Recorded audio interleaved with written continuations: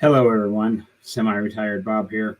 I talk about the carnivore diet, all things related to the carnivore diet, and miscellaneous odds and ends.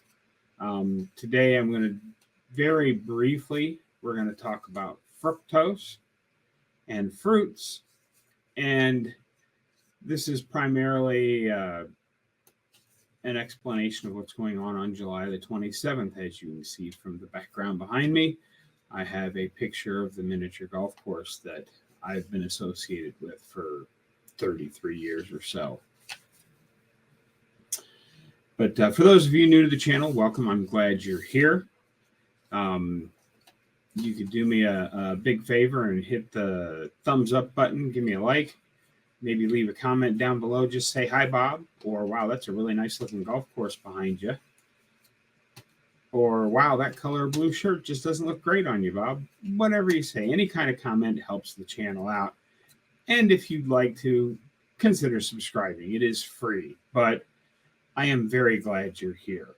For those of you returning to the channel, I'm very glad you're here as well. Thank you guys so much for your support.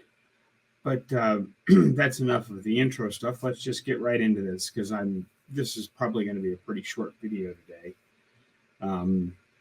But yeah, let's talk about fructose and fruits, because I've had some people, they're following that other way of eating that is, I guess, animal-based is a good name for it.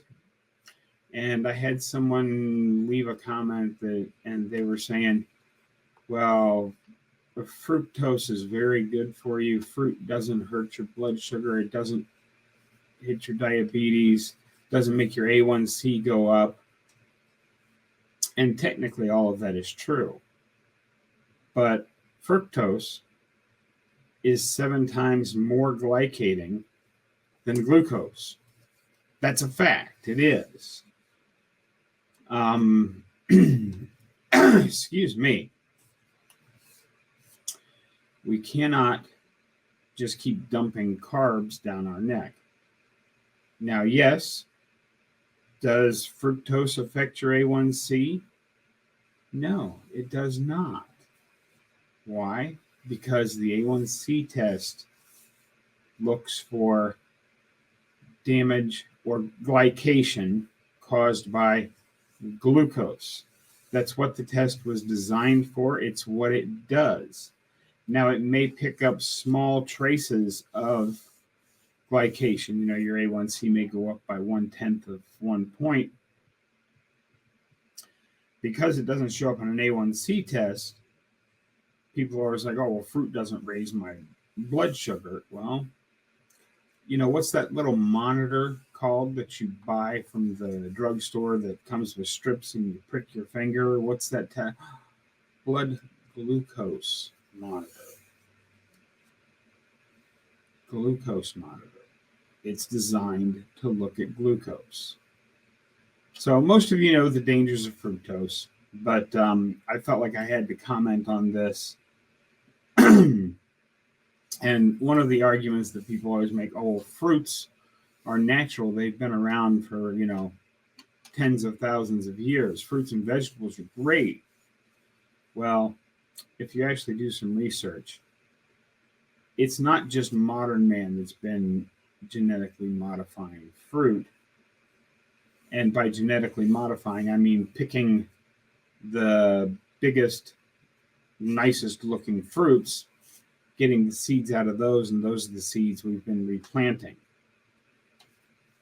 If you go back even 60 years, you know, I remember the apples that I had as a kid. They weren't really very good. They were okay, but they weren't really very good.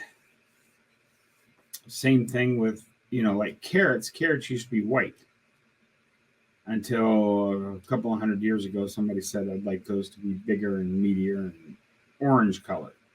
So they started playing around with the seeds till they got bigger and better fruits and bigger and better vegetables until they, you know. So if you think you're eating something that's natural, you know, you're just not. fruits and vegetables have been being selectively modified. So I won't say genetically modified. They've been selectively modified for, thousands of years. Because even, early man, if he found, let's just use an apple tree.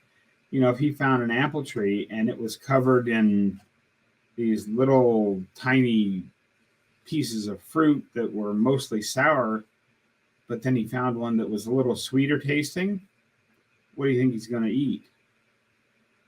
He's going to eat the sweeter tasting one. And how did trees at that time, by humans, how did trees at that time get replanted? We didn't really think about it because they were everywhere. But after you're done eating the apple, you've got the core left that has the seeds in it. You just, toss the core out.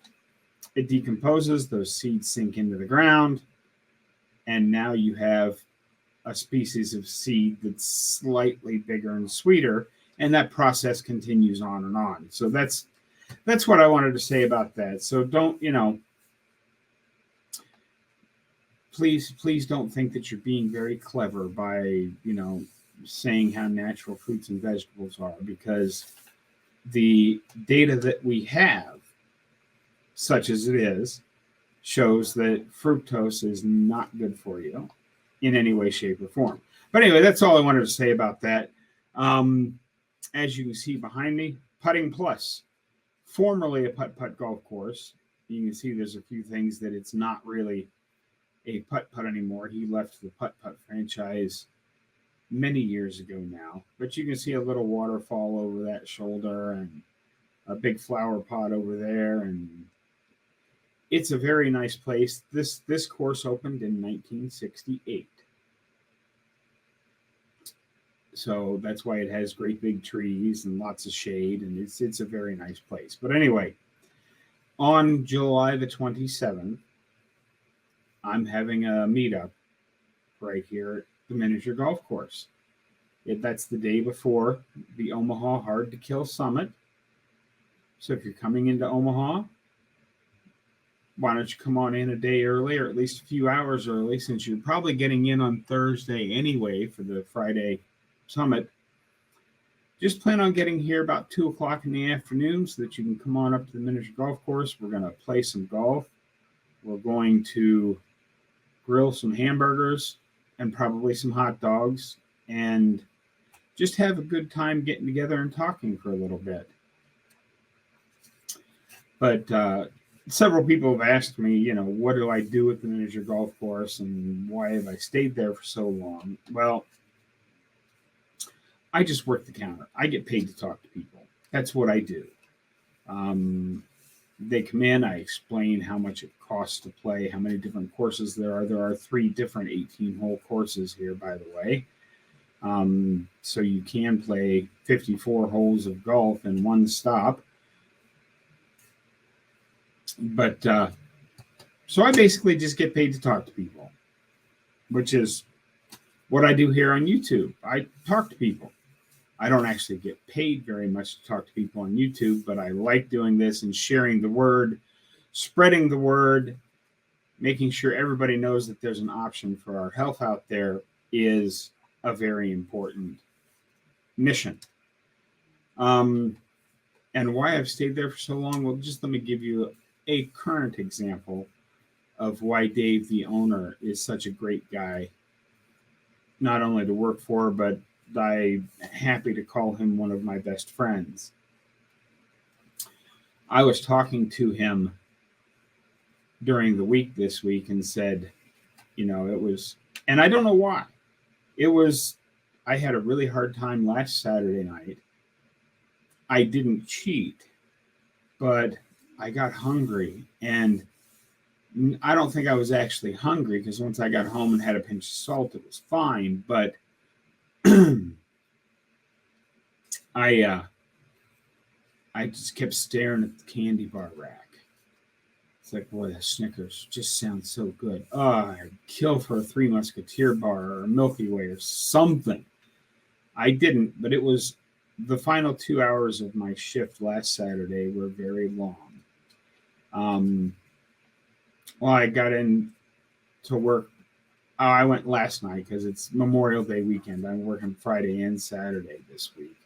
I get in there on Friday, and there was a microwave set up in the back room. And he's like, now you can, bring a couple chunks of meat with you that are pre-cooked and throw them down in the cooler. And then if you get cravings like that, just throw a couple chunks of meat in the microwave, and then you've got a really good snack for yourself. That's the kind of guy Dave is. And that's why I continue to work for him. But anyway, don't forget July the 27th. Come on out to Omaha, Nebraska, play miniature golf, eat hamburgers, eat hot dogs. There may be some more famous YouTubers than myself there. I don't know. I'm not going to lure you in with name dropping, but you ought to come on out and have a good time. And if you happen to meet some people you've been wanting to meet, that's bonus. Not Dr. Barry. Dr. Barry is not coming to Omaha. Just throw that out there because he's going to Orlando the next weekend. And there's only so much all of us can do. I mean, my goodness, if you go to Chris Bear's website, it's called lowcarbevents.com, there are so many events now. It used to be there was, 2 or 3 a year, and you'd have to, travel to Salt Lake or travel down to Houston or Austin or travel to Baltimore, travel to Orlando. Now they're all over the place. So you can probably find one near you, or at least a lot closer than they used to be. But anyway, that's what I've got for you today, folks. I hope you enjoyed this quick little video. Don't forget to get out there, be 1% better today, tomorrow, every day. Have a great day, folks. I will see you in the next one.